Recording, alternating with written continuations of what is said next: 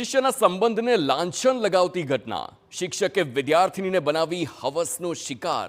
આ ઘટના છોટાઉદેપુરની છે, જ્યાં કવાંટમાં ઉમંગ રાઠવા નામના શિક્ષકે ધોરણ 8માં ભણતી માસૂમને હવસનો શિકાર બનાવી છે।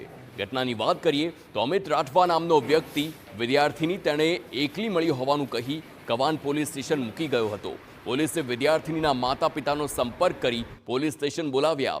જ્યારે વિદ્યાર્થીનીએ માતાને આખી આપવીતી જણાવી તો બધાના પગ નીચેથી જમીન ખસી ગઈ। વિદ્યાર્થીનીએ જણાવ્યું કે તેની શાળાના શિક્ષક ઉમંગ રાઠવાએ તેણે ફોસલાવી હોટલમાં લઈ ગયો અને 3 વખત દુષ્કર્મ આચર્યું। બાદમાં રાત્રિના સમયે તેણે કવાંટની બજારમાં એકલો મૂકી ભાગી ગયો હતો। ત્યારબાદ પીડિતા એસટી ડેપો જઈને બેસી ગઈ હતી। ત્યાં ફરીથી આ નરાધમ તેના મિત્ર સાથે આવ્યો અને આ મિત્ર અન્ય કોઈ નહીં, પીડિતાને પોલીસ સ્ટેશન મૂકવા આવનાર અમિત રાઠવા હતો। પોલીસે પીડિતાની વધુ પૂછપરછ કરતા ઘટસ્ફોટ થયો કે અમિત રાઠવાએ પણ પીડિતા પર હોટલમાં લઈ જઈ દુષ્કર્મ આચર્યું હતું।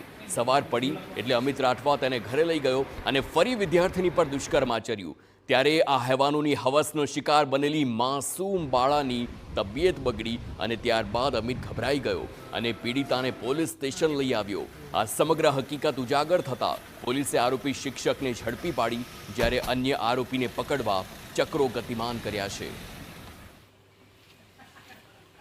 ગઈ તારીખ 9ના રોજ કવાંટ પોલીસ સ્ટેશન ખાતે એક ફરિયાદ દાખલ થયેલ હોય, જેમાં 8મા ધોરણમાં અભ્યાસ કરતી સગીર વયની દીકરી સાથે દુષ્કર્મ આચર્યા બાબતની હકીકત હોય, તે અનુસંધાને આરોપી શિક્ષક ઉમંગભાઈ હર્ષદભાઈ રાઠવાને આજરોજ તાત્કાલિક પકડી લઈ આગળની કાર્યવાહી હાથ ધરેલ છે, તથા અન્ય એક આરોપી અમિતભાઈ રાઠવા તેની તપાસ તજવીજ અને શોધખોળ ચાલુ છે।